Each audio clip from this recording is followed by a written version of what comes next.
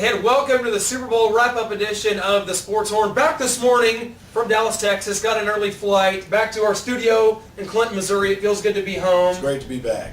I tell you what, we had a great time crashing the Super Bowl. You all saw it. Ooh, it was amazing. What do you say? I mean, it was a special trip down there. The main thing is, this episode was our biggest episode, and we got to thank all our fans out there on Facebook, YouTube, Twitter. You guys are just all over. It was the biggest episode yet, most views. Thank you to all of you guys out there that watch the Sports Horn loyally, and we're going to continue on. And we've got a lot of we will forge ahead. We will, and we've got a lot of new exciting things to come now that football season's over. But we just got done. Well, we got the Super Bowl over with. It was a great game.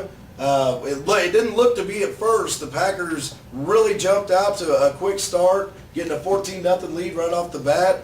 And then it was a lot of back and forth. I think me and you called it, though. Yeah. It ended up being more of an offensive game than people had planned on.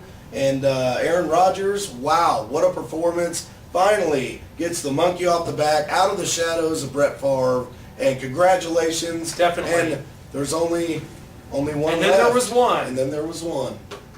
It must be nice. I would like to one day win a championship. For Oh, my Kansas City God. Chiefs. It'll never happen. And I don't know if it was just me, but at times it seemed mundane during the Super Bowl when everybody was just kind of... Yeah, it was very dry. There wasn't a lot of excitement. Chris, if I was there, I would be doing naked snow angels on the field. Exactly. I mean, crying. There would have been tears coming to the eyes. Just really would have had a lot of emotions because, I don't know if we'll ever get to experience it. It's been a long time since the Chiefs has even been to the Super Bowl. But if they ever get back there, you will see the emotions flow.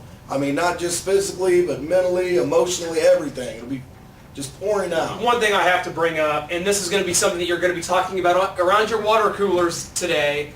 Horrible national anthem by Christina Aguilera, Stankina. We also have to talk about the halftime. The Black Eyed Peas are the worst band in the history of the recording industry. If I ever see them in a big game again, I'm going to...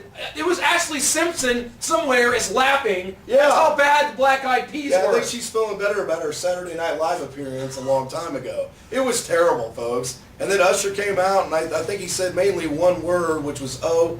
You did that pretty good, though. My goodness. Well, thank you for that. I noticed you got your Hooters shirt on. Now everybody knows where we were last night. I didn't go anywhere near a Hooters while we were at the Super Bowl. And if we did, we know we didn't have to crash it because it's the only place where we could get a table. That's right. It was the only place. I was certain we would not have one, but we do. And relief washed over me like an awesome wave. Got to get those 911 wings in us.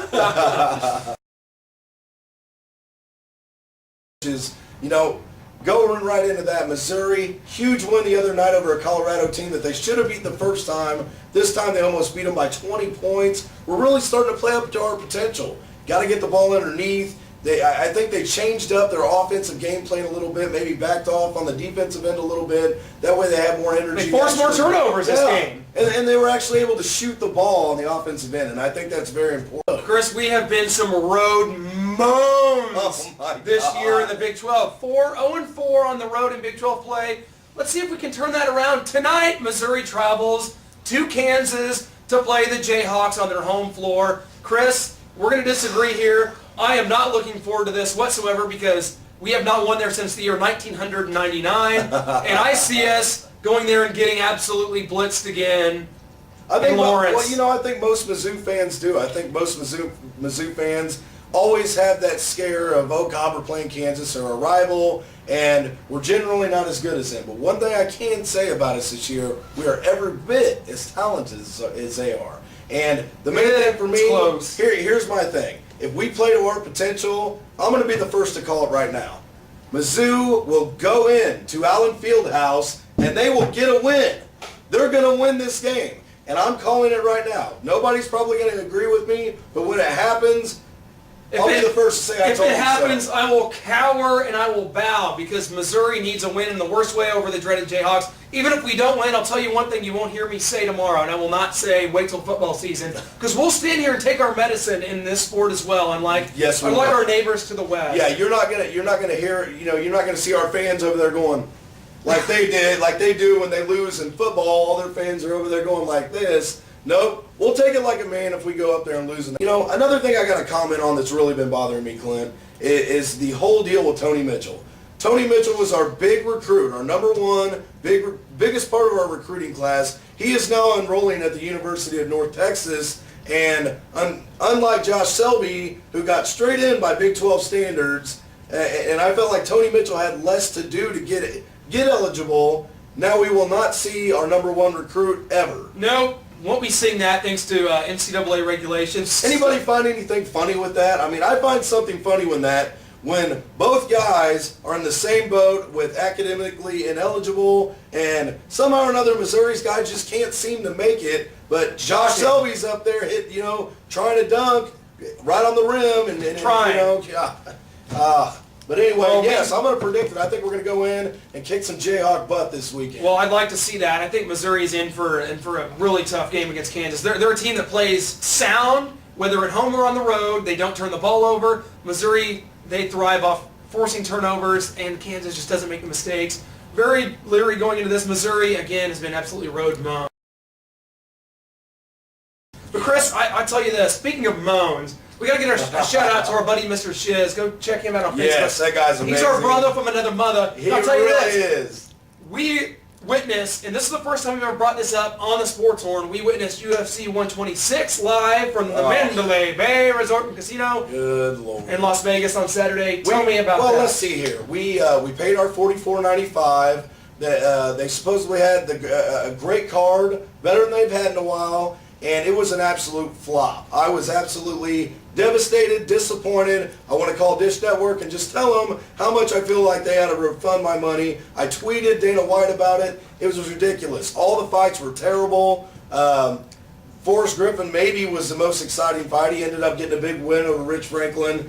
Johnny Bones Jones chokes out Ryan Bader in the second round. And then, of course, the biggest disaster, the main event, Anderson Silva, Vitor Belfort, ends on a just flop front kick to the chin, and that was over.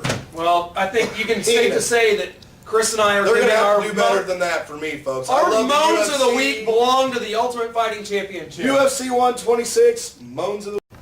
One big final shout out to Susie DeShay Photography for coming up with the new horn logo. It's beautiful. Thank you very much, Susie. Absolutely wonderful. Hope for Fathers Foundation. Continue to check them out as well. Great foundation.